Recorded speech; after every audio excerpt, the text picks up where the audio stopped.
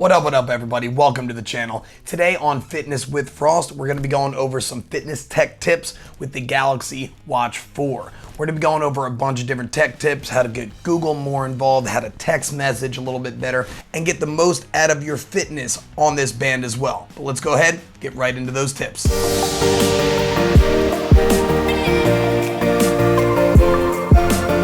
All right, 10th on the list is probably one of the more obvious ones. I got this new band. It's a Velcro band that it's a little bit more lenient and stretchy.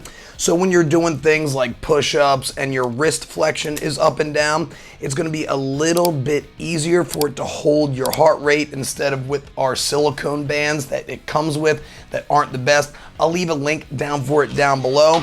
I also do like this silicone band if you're looking for something a little bit more fitness type. I use it on my Galaxy Watch 3, but if you're looking for that, I'll be linking that down below as well. But this is pretty much the first thing you should be getting. Number 9 on the list is the charging station. I have a silicone's charging station at home that makes it a little bit easier to put on your nightstand. When you have that regular one just flapping around, it's a little bit harder to stick to. So this band, it makes it a little bit nicer when putting on the stand, and it's a little bit more sturdy as well. So again, I'll be linking that down below. Next thing, probably my favorite thing on this phone is the Find My Phone app. So when you swipe down, you can actually change these tiles. We'll get into that in a second. But when you swipe down, you can go over to Find My Phone. And if it's in Bluetooth range, it's gonna bink up a little bit and let you know where to find your phone so you never really lose it. That's a big win. Number 7 on this list is the camera mode. So when I swipe up and I go down to the camera, you do have to, first time you do it,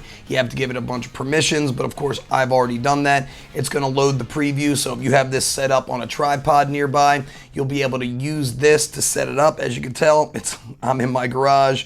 There's my camera and all of that. And you can do a couple things on this. You can actually change it to a different time scale, like 3 seconds, 5 seconds, anything like that. It's a little hard to see. It's off.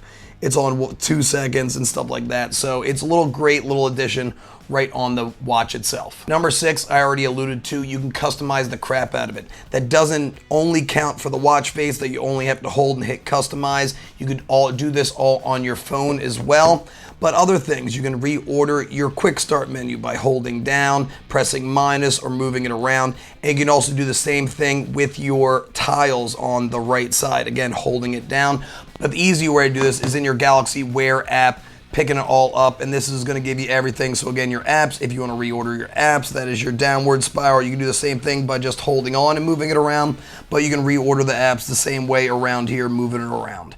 You can also reorder those tiles. So if you want to go into your tiles, you can be able to customize everything right here, and you can add your other tiles if you like to as well. And then also your quick panel. That's this. You could change it. You could take things out. You could put things on. So it's very customizable. Definitely get into all that. Number 6 on this list is Gboard. So if you are ever looking to respond to any of your text messages right here and you want to click in and you actually want to use your text messages, it gives you an entire board here and you could swipe for it. So say, hey, what's up, guys? Oh, not Hal, but you know, guys.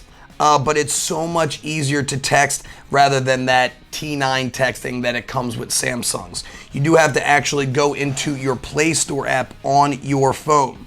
So when you go into your phone, you're going to Play Store and you're going to need to find Gboard.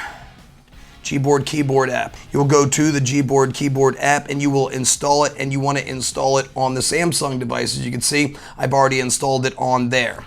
Now you want to make sure to get it on your watch. So you need to go down to settings. When you swipe all the way down, you're going to go down to general. You're going to put in input and you're going to change that keyboard. And you're going to go from the Samsung keyboard to the Gboard. And it's just so much easier to text. You're welcome, guys. Number 4 is going to be customizing your home and your back buttons. So I'm going to do this on the phone because it's a little bit easier to visualize it. So when you go in, you can also go into watch settings over here. You're going to go to your advanced settings. From here, your double press. I have it on Google Pay for a reason because I like Google Pay a little bit more than I like Samsung Pay. The sad thing about this bottom hold is always going to be going to Samsung Pay unless they go with some sort of update.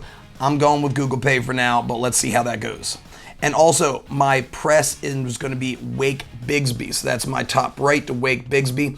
I've never been the biggest fan of Bixby, but on this watch, if you want to get the best out of your fitness experience, I recommend keeping Bixby on it. And then the back key, you can go into previous or recent app. It's really all up to you. It's a back key. I go previous. Now let's talk about Google Pay. So I got it on my watch. It is the double tap on the top and it'll go right into Google Pay and I can use it right at any kiosk. But to do that, you need to first download it onto your phone first. So you need to go into Google Pay, you need to download it on the phone, get that all set up before going into the Play Store on your watch itself and then downloading Google Pay. So you do need to do one before the other and then you're using your customized keys. But to make sure everything is going to Google Pay, you will need to go down to your settings icon and you will need to go to connectivity, connections, and need to go to your NFC. It's on and your payment, Google Payment, and not Samsung Pay. Number 2 on this list is Bixby Workouts. This is why I talked about adding Bixby in. So watch this real quick. Start a running workout.